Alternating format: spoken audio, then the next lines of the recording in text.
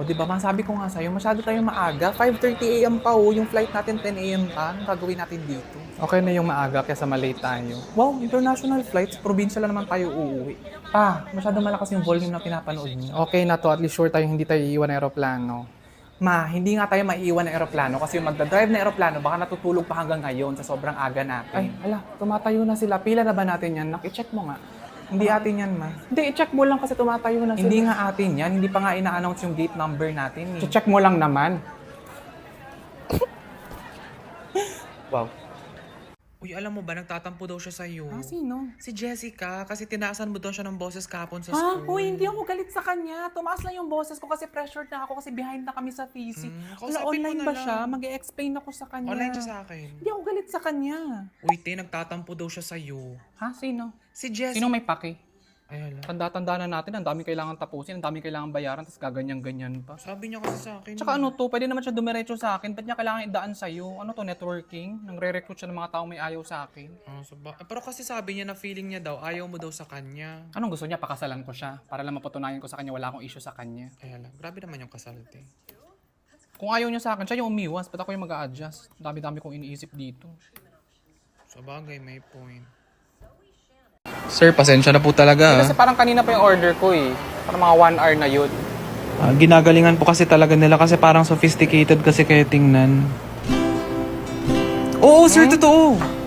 Hindi nga, pagpasok nyo kanina, nasabi talaga namin na parang, hala, parang kakaiba yung taste buds niya. Sige, nalutuin niyo na doon. Hintayin ko dito. Sige po, pagbalik ko po, promise, dala ko na yung order ninyo. Sorry din sa mga nasabi ko. Alam mo, blinower ko lang to kaninang umaga. Ay, talaga, ang ganda. Excuse me, binibining naka-yellow. Yes? Okay lang ba kung manghingi ako ng number? Ay, hala, nakagat mo ba yung dila mo? 4, A, B, C, D, D. Hala, may nang backstab sa'yo. Letter D yung start ng pangalan. Ano nang backstab? He's asking for your number kasi bet ka niya. Ano ka ba? Sige, never mind. Hala, umalis na to. Ano ka ba? Chance mo na sana yung magka-love life. Malay ko ba? Hala, sayang. Pogi pa naman. Ay, love, dating gawi pa rin ha. Ihatid pa rin natin si Pauline sa house nila. Thank No you, problema. Jules. At saka, te, pwede bang iwan ko na lang yung tumbler ko dito? Total, ako lang naman yung lagi nakaupo dito sa likod.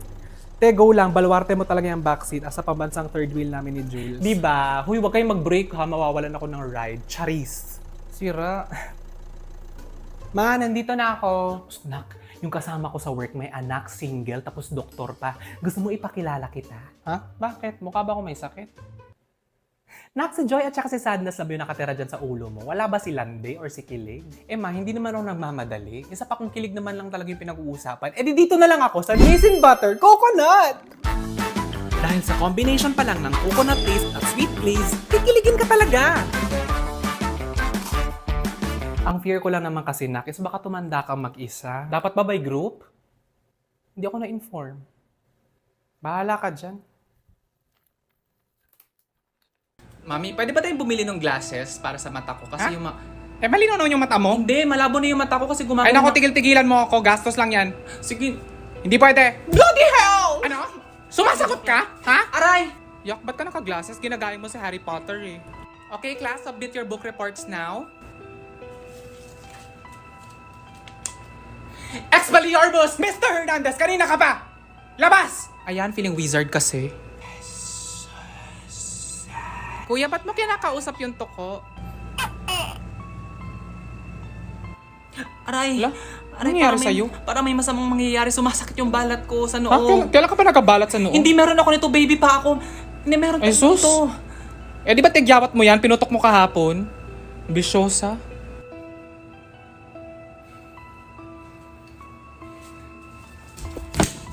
Aray, shoota.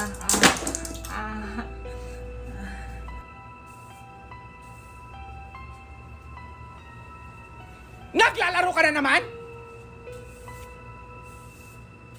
Peter Piper, Pack. Peter Piper, Pack. Uy, classmates, nakapag-checkout na ba kayo sa birthday sale ng Lazada? Diyos ko, ang daming sale. Mag-checkout ako mamaya. Ay, sige, ako rin. It's not Lazada, it's Lazada. Pwede ba? Ba't ka nakikisali dito? Nung isang araw ka pa ha, buisit. Aray, can I get a bottle of water? Ano? Bottle of water? Ano? Ayusin mo! Bottle of water. I'm thirsty. Tubig! Diyos ko! Ang busy-busy namin dito kung ano sinasabi mo. Sorry.